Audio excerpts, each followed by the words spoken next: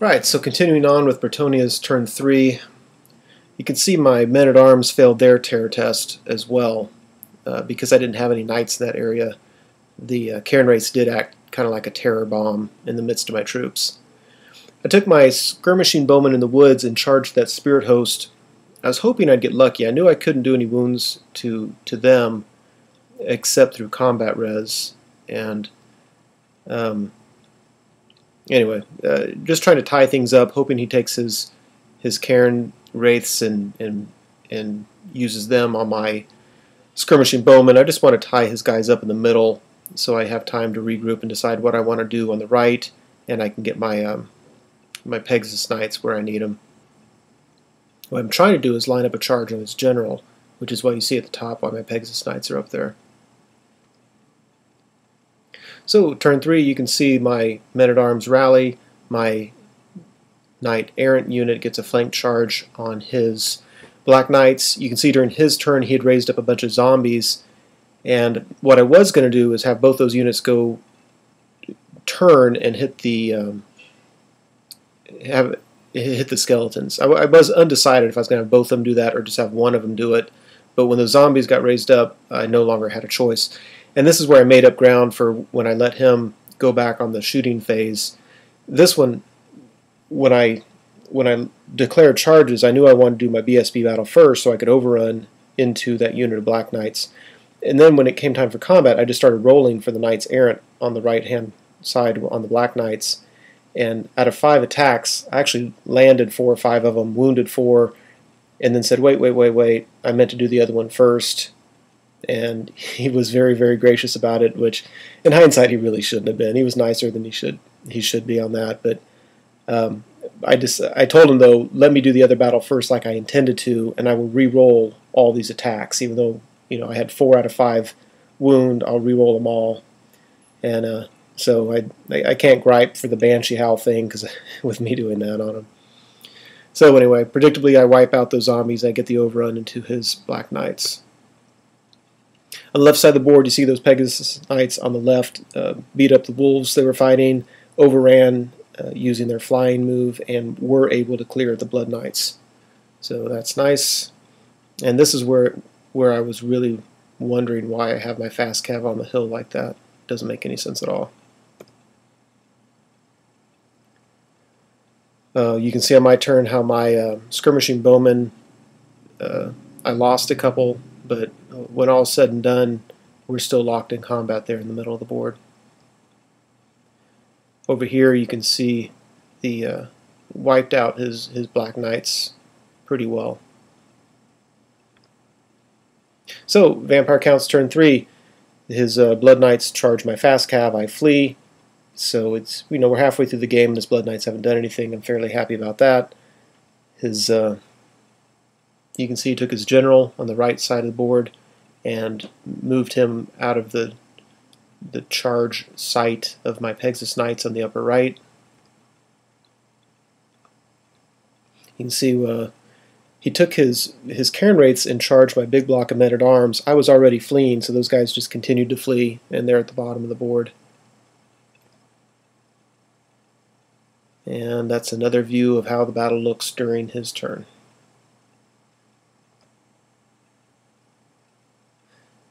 So there was significance to this picture, and I have no earthly idea what that significance was. During his magic phase, I think he got Wind of Undeath off again, which put a second wound on one of my Pegasus Knights over here. Kind of bummed about that. And you can see I'm missing guys. Most of that's not from combat, it's from magic, although a little bit was combat. You can see his magic phase, he put another big unit of zombies right there, which ended up, what I didn't like here was just so awkward, and I'm not sure I did the right thing, but I didn't like what I could do with my knights. I didn't want to charge forward and get in the woods, and turning was awkward because my guys were right next to each other. So I'll show you what I did in just a minute. Yeah, here's the result of the last Wind of Undeath spell. He got 7 wounds on me, and so that's representing 7 wounds with the spirit hosts. Now, my turn 4, you can see on the upper left, my Pegasus Knights charged his Necromancer, so I can help whittle down his magic phase. This Pegasus Knights at the top of the screen, I could see through his units his general, and they failed their fear test. So now it's the worst of both worlds. I don't get the charge on his general, and now he's going to get a charge on me with all those ghouls. So, yeah. You can see my men-at-arms rally. And here what I decided to do was just take my small unit of Knights Errant, charge into the side of those zombies. I think I'll win. I'll overrun into the side of the skeletons. Take my men-at-arms. I'm just going to go secure table quarters with those guys. There's nothing good they're going to do for me otherwise. And my other knights, I just turn around and march out of there. I decide I don't really want to try to squeeze through that house. And if I did anything except what I did, he was going to be able to charge me with his skeletons. And as a matter of fact, he could have last time. And had he done that, I think I would have held, and on my next turn, my Knights Errant would have dealt with the zombies and then been able to help out.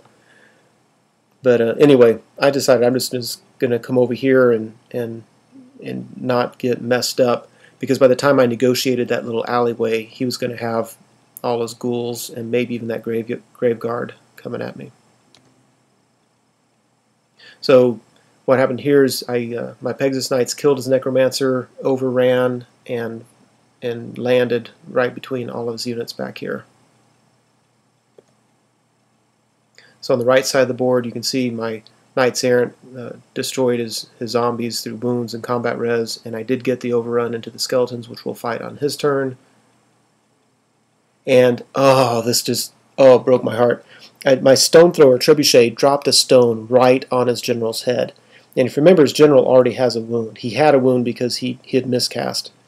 And so the stone lands on him, and it's strength 10. I need anything but a 1 to wound, and I roll a 5. So I wound him. He has a 4-up ward save, and he rolls a 5. He rolls a 3, so he doesn't ward save it. And I'm thinking, this thing does D6 wounds. He has 1 wound already, anything but a 1, and his general is dead. And I rolled a 1. Yeah. So,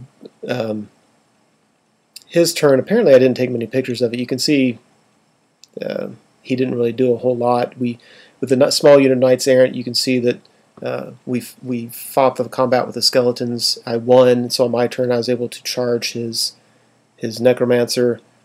You can see he turned his infantry around. I think he'd already done that.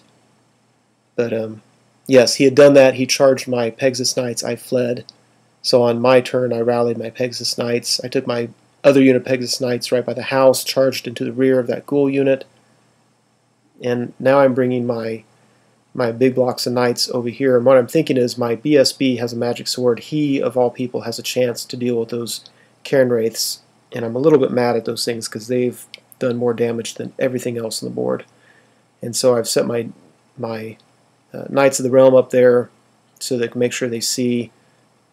And we'll just, anyway, that's where I chose to use my big blocks of knights, is coming back around this side of the board. So you can see with my Knights Errant hitting the Necromancer, overrunning into the ghouls, that combined charge wiped out all that unit of ghouls, and we're looking pretty good there. His Spirit Host charged my Bowman. I was hoping to do some wounds through combat res, but I know eventually he's gonna win that, and I just don't really care that much. I think that's what I was thinking with this Knights of the Realm unit is charging to the side of that Spirit Host, and even though I can't do any wounds, I would have a flank and a rank and outnumber and a banner, and so I might be able to just kill him through combat res. On his turn, he marched his Cairn Wraith and Banshee up right at my Knight of the Realm unit. You can see at the top left, he's turning everything that he can towards me. His Blood Knights kill my Trebuchet, but it's turn 5, and now I realize the whole game he's not going to be able to do anything with those Blood Knights. He killed a Trebuchet, and I was very, very happy that that's all he was able to do, because those things can be nasty. So there's another look at the board. Right, so during his magic phase, he Dance Macabre those Cairn Wraiths into my Knights of the Realm. I decided to flee to set up a countercharge with my BSB unit next time.